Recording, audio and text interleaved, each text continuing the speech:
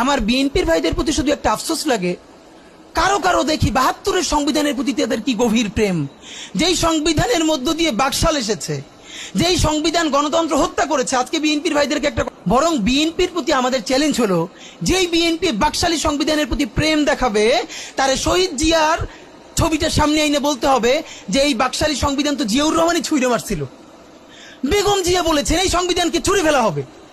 এখন বেগম জিয়ার চেয়েও নতুন বিএনপি আসছে, বেশি প্রেমের বিএনপি। যেই শহীদ প্রেসিডেন্ট জিয়াউর রহমান ইসলামোফোবিক জায়গা থেকে বাংলাদেশের মুসলমান, বাঙালি মুসলমান সব আইডিয়াকে ধারণ করে বাংলাদেশের জাতীয়তাবাদ তৈরি করলেন। এখন একটা নতুন বিএনপি গজাচ্ছে, কেউ চেষ্টা করতেছে পুরো বিএনপিটাকে একটা ইসলামোফোবিক বিএনপি করা।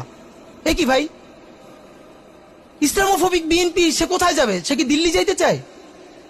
আমরা, আমাদের প্রথম চ্যালেঞ্জ হলো স্বাধীনতা সার্বভৌমত্ব রক্ষার স্বার্থে এই বিএনপিকে শহীদ জিয়ার কাছেই রাখতে হবে, এই বিএনপিকে বেগম জিয়ার কাছেই রাখতে হবে।